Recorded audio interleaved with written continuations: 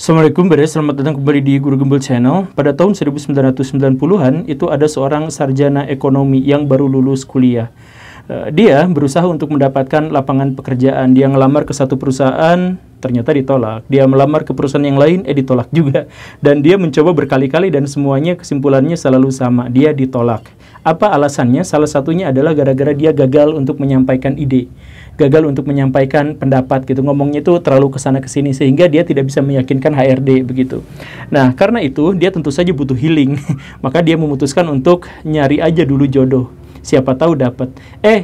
Sasarannya perempuan yang ingin dia jadikan istri nolak dia. Terus dia cari perempuan yang lain, ditolak lagi juga. Dia cari perempuan yang lain, ditolak lagi juga. Ternyata kisah asmaranya sama buruknya dengan kisah perjuangan ekonominya. Jadi dia stres, tertekan. Tapi ada satu momen tahun 1996, ceritanya dia itu mengalami kecelakaan. Dan dalam kecelakaan itu, secara ajaib dalam tanda kutip, dia selamat dari kecelakaan itu. Dan dia kemudian mulai tersadar bahwa dirinya sebenarnya ditakdirkan untuk hidup karena dia memiliki sesuatu ini dan itu dan ini dan itu dan sebagainya. Kemudian, karena dia adalah sarjana ekonomi, dia memutuskan untuk jadi dukun. Seriusan jadi dukun, kemudian ya gara-gara berbekal sarjana ekonominya itu, dia kemudian pasang iklan di sini, pasang iklan di situ, di media-media misteri yang kayak gitu. Dan dalam waktu singkat, tiba-tiba saja dia langsung dinobatkan sebagai paranormal paling hebat di Indonesia. Padahal apa yang dia lakukan seluruhnya adalah otodidak. Jadi meditasinya otodidak, bikin mantra-mantranya otodidak, bikin ramuan obatnya otodidak dan sebagainya. Tapi dia benar-benar menjadi sangat kaya raya dan dianggap sebagai paranormal paling sukses se-Indonesia pada masa itu.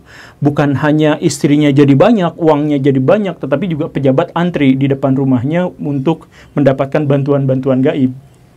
Apa rahasianya? Gak ada rahasia apapun sebenarnya di situ. Jadi sebenarnya dia itu ketika datang pasien, ya spekulatif aja.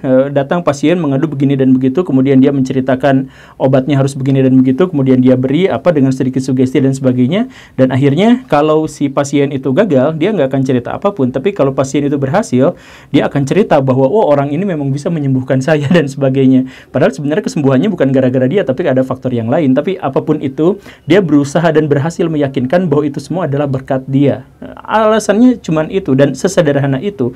Tapi ya memang apa cuman seperti itu, apa cuman spekulasi itu? Ya memang cuman spekulasi itu. Dan ada tambahan sebenarnya sedikit, bahwa dia itu kan ngomongnya sering ngelantur kesana kesini gitu ya. Nah itu justru dijadikan sebagai modal agar dia benar-benar dianggap sebagai dukun yang sakti gitu. Apa yang membuat HRD menolak dia ketika melamar pekerjaan adalah hal yang pada akhirnya membuat dia menjadi sukses sebagai seorang paranormal.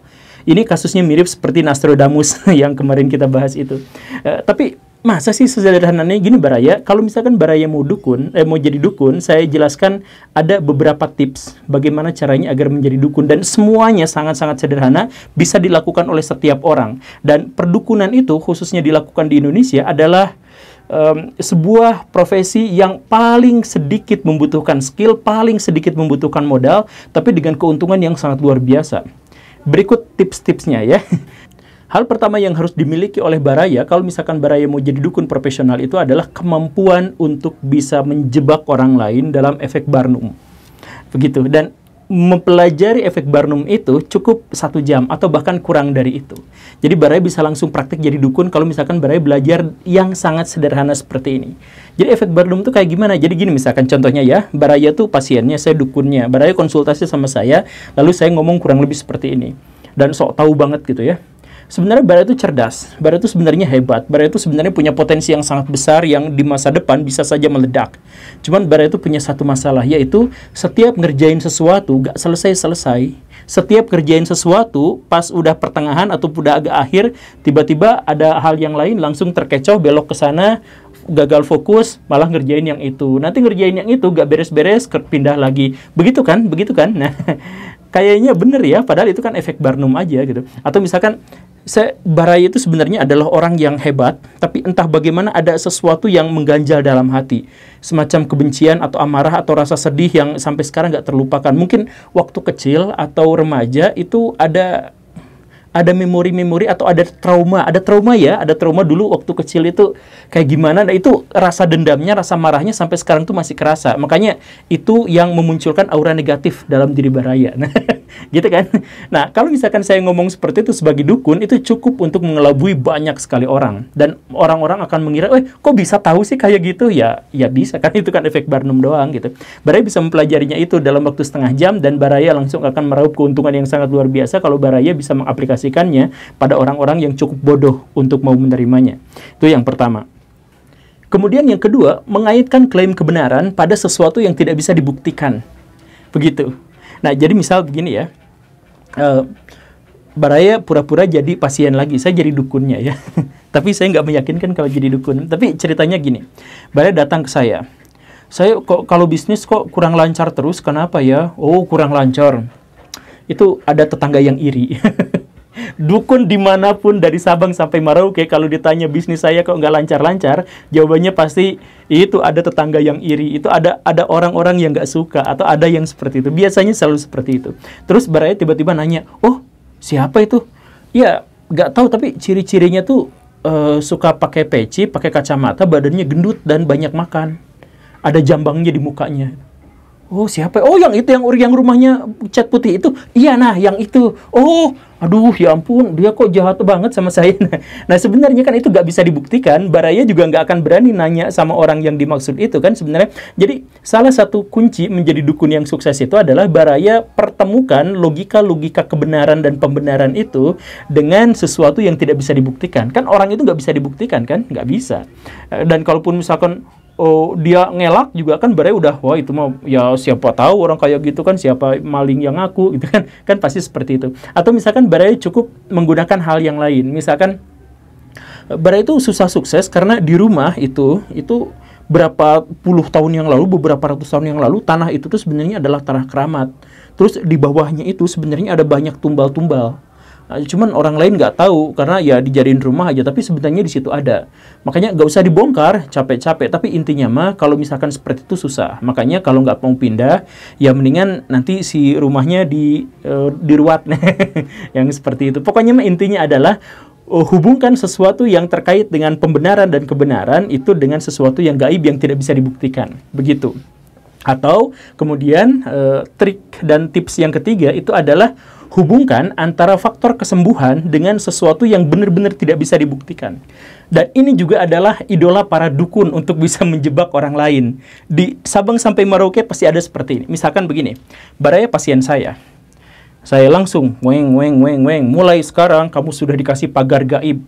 Siapapun yang berniat jahat pada Baraya, itu gak akan bisa. Bahkan sekedar mukul pun gak akan bisa.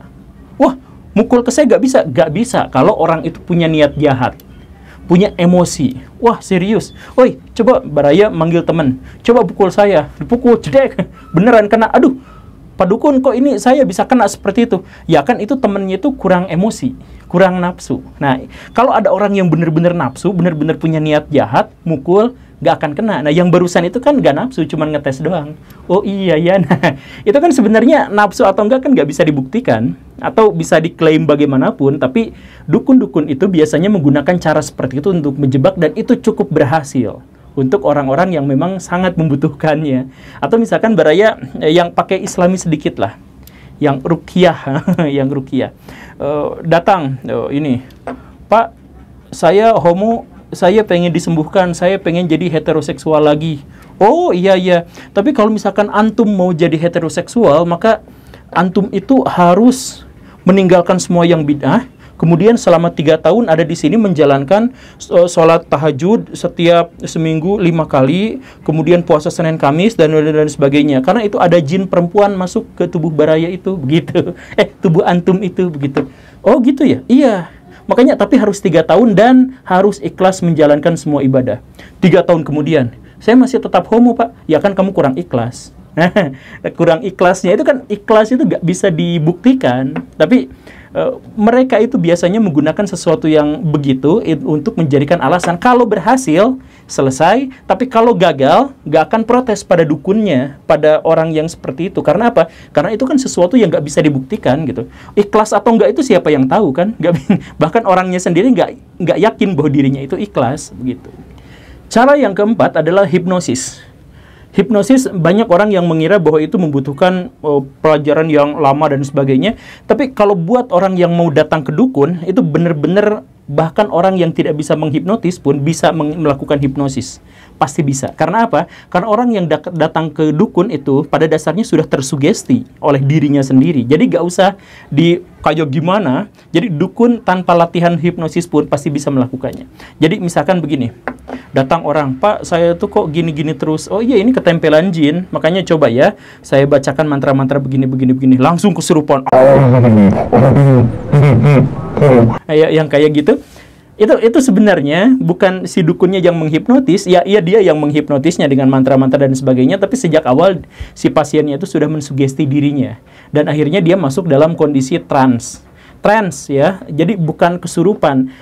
Saya percaya kesurupan itu ada. Saya percaya bahwa dalam kondisi tertentu ada makhluk gaib yang mungkin saja, saya nggak tahu mekanismenya, tapi mungkin saja saya terbuka kemungkinan untuk masuk ke dalam tubuh manusia. Mungkin saja saya terbuka untuk itu. Tetapi kalau yang di TV-TV itu yang gitu, itu jelas trans. Itu secara psikologis bisa dijelaskan. Jadi nggak usah nyari hal-hal yang gaib kalau misalkan sudah bisa dijelaskan secara sains gitu. Kan begitu. Jadi kalau misalkan baraya yang kesurupan kayak gitu, ya itu mah udah trans, udah selesai. Ya selesaikan dengan cerita-cerita medis, selesai. Jangan sampai itu diteruskan, karena kalau diteruskan trans itu bisa menjadi berbahaya. Baraya tahu nggak, dalam sejarah itu ada banyak orang yang meninggal gara-gara trans, gara-gara sesuatu yang dianggap kesurupan itu. Salah satunya itu adalah analis Michel. Saya pernah cerita di salah satu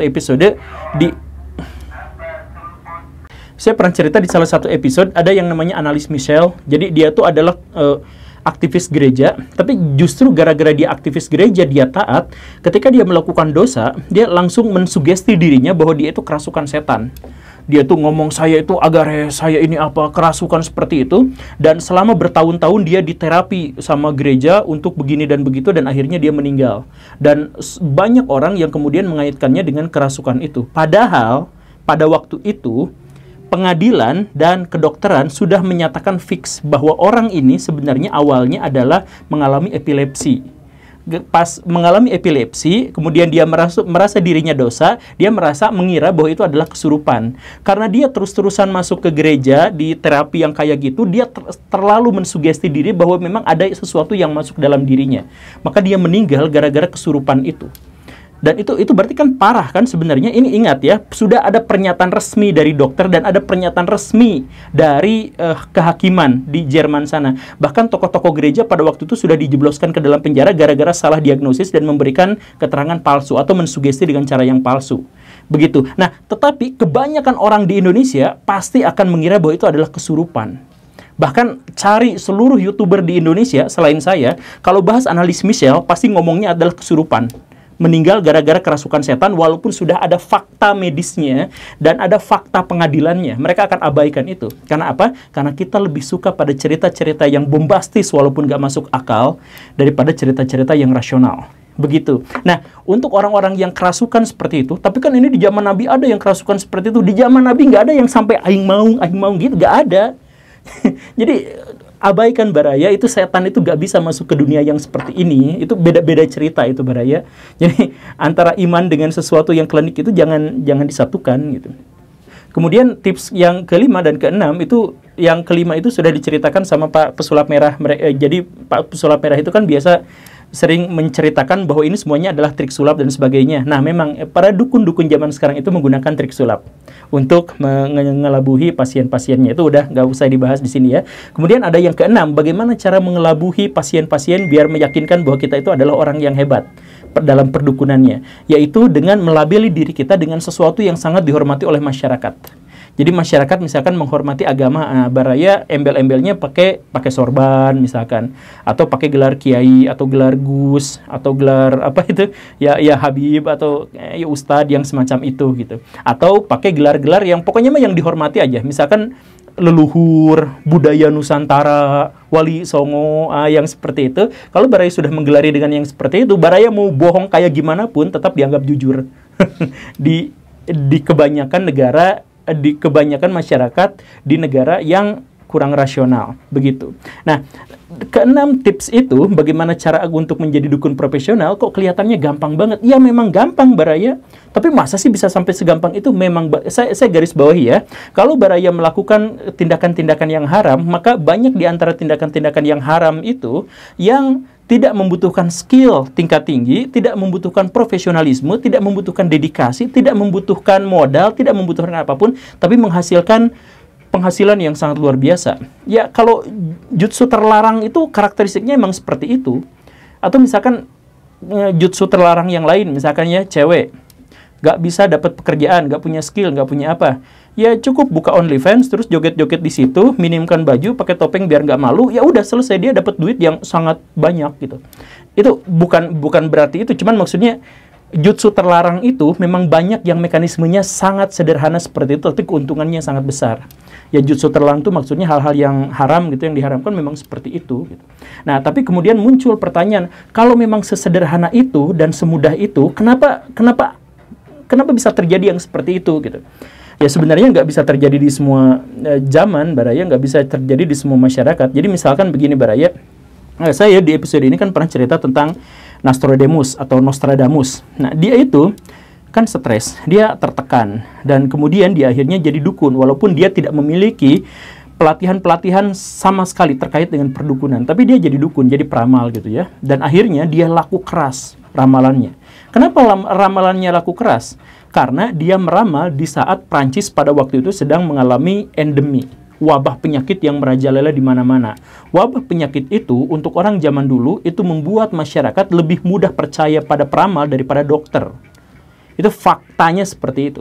Dan kemudian setelah wabah penyakit di Prancis itu sirna, maka ramalan Nostradamus itu sama sekali gak laku, gak dipakai, bahkan bukunya pun tidak diterbitkan ulang gitu. Karena masyarakatnya sudah sembuh. Nah, kemudian ramalan itu kemudian mencuat kembali di seluruh dunia gara-gara apa? Perang Dunia Kedua.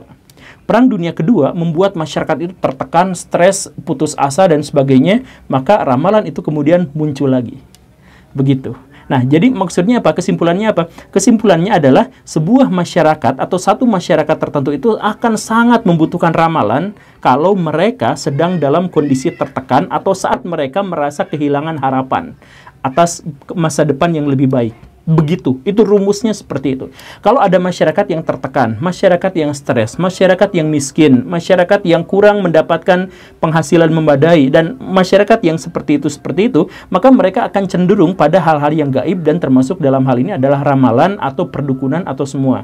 Kalau Baraya misalkan mau ngecek, silahkan cari, ada banyak sekali referensi-referensi yang menghubungkan antara misalkan rasa takut, kecemasan dengan ramalan atau dengan perdukunan. Begitu, selalu ada. Misalkan, tinjauan psikologi, kenapa cewek seneng sama zodiak, horoskop, dan sebagainya. Kenapa bisa seperti itu?